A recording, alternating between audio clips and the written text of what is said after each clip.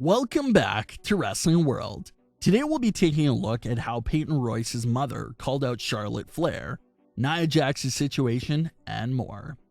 So let's get into the Charlotte Flair situation because this is one of the most touchy and controversial topics, and that is Charlotte Flair being in the title picture. Charlotte Flair came out to Raw. She talked about Asuka's injury. She mentioned how she wanted to just take a backseat and let Asuka shine at Raw Women's Champion and just let her be a tag team partner.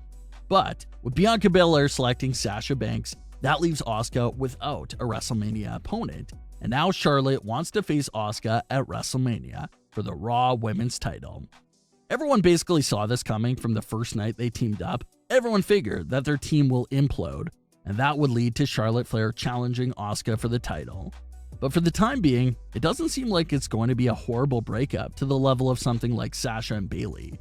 Charlotte just respectfully said that she wants to face Asuka at WrestleMania for the title. Asuka is out of action after losing a tooth on Raw, and some reports fear that it can even be a concussion for Asuka as well, so we'll see how much time she'll have to miss. But even though we saw this coming, it still set the internet on fire when Charlotte Flair made that announcement.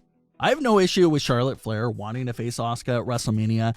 I just have an issue whenever superstars declare themselves as #1 contender to a title out of thin air and without earning that opportunity, such as Goldberg as prime example of that. He's this legendary wrestler that can come back at any time and he instantly skips the line and becomes #1 contender. WWE tries to explain it by saying, well, look at Goldberg's career. He's earned the right to compete for the title after everything he's done. I don't really like that logic because why isn't it applied to everyone then? If that's the case, why can a legendary WWE woman like Trish Stratus or Lita just return and instantly declare themselves as #1 contender for the title because of everything that they've done in their career? It just seems like a cheap explanation for making someone the #1 contender out of thin air. So I have no issue with Charlotte wanting that match, but it would be nice to see her actually earn the title match and climb up the women's division, rather than just declaring herself as #1 contender. But then again, wins and losses don't really matter. There's no real ladder of contenders like we see in UFC, for example. So it's difficult to see where the superstars rank in their respective divisions. But other fans seem to have an issue with Charlotte Flair versus Asuka because we saw that match a few years ago at WrestleMania.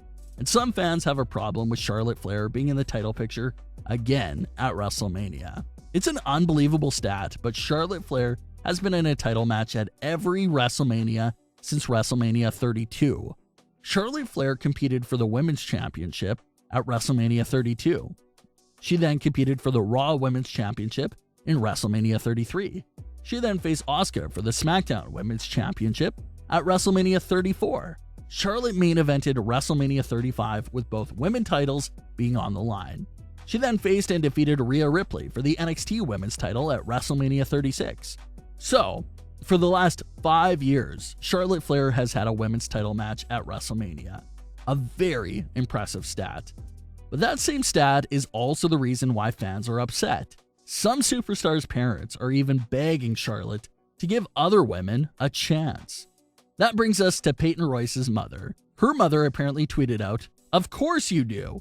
How about giving others a try?" during Monday Night Raw. Of course she didn't mention any names, but it's clear that she's responding to Charlotte Flair wanting a Raw Women's title match at WrestleMania. You have to assume that Peyton's mother is hoping for Peyton Royce to be one of those other WWE women to get an opportunity. Peyton Royce pinned Bayley at Survivor Series and had a lot of other big moments over the last few months, but WWE hasn't capitalized much on it. We thought Lacey Evans going away for her pregnancy would open the door a bit more for Peyton Royce, but still nothing. This Charlotte Flair situation is a very heated debate for the fans. It's been heated for a long time. Fans go back and forth all the time if Charlotte Flair should be in the title picture or if it should be newer talent. There's no issue with Charlotte Flair. She's definitely one of your best wrestlers. She deserves to be in a big WrestleMania match. But maybe make it a triple threat match or even a fatal 4-way. Just something like that to give the opportunity for someone else to shine at WrestleMania as well. They don't even have to win the match, just let them be in it and get that WrestleMania spotlight. It could definitely help, especially this year where there will be live fans in attendance that can react to the matches. It's still early, the match wasn't made official yet, but some fans got heated just hearing Charlotte's promo. There's still a lot of things that can happen in the Raw Women's division. We know Rhea Ripley is on way to Raw, maybe she gets involved in the title scene before WrestleMania. Becky Lynch is lurking in the background and has a claim for the title that she never lost. Alexa Bliss is busy with everything going on with Randy Orton, but she's still technically undefeated since being drafted to Raw, so will she switch her attention to the women's title? There's still a lot of cards left to play for the Raw Women's division, so we'll see what actually ends up happening at WrestleMania. Nia Jax gets kicked out of a party or some sort of get-together with other superstars. That's what it seemed like. Nia Jax, Mojo Rawley, Austin Romero, and a few others were all together at this place. Nia Jax posted a first clip with Mojo and Rawley of just her dancing and trying a few drinks, but things looked like they escalated pretty quickly. Nia's next clip was of her having her friends jump on her back while she was singing and dancing. In the caption of that post, Nia Jax revealed that the establishment threatened to call enforcement to throw them out. She said, "You can't take me anywhere." This was right before they threatened to call security and have us kicked out. So that was quite the close call there for Nia Jax, and it sounds like she could have gotten all of her WWE friends thrown out of there, or even in legal trouble if the owners decided to take that level of action. Thankfully, everything seemed to work out there. Everything is also working out for Nia Jax in the ring. She continues to be dominant and continues to be one half of the tag team champions.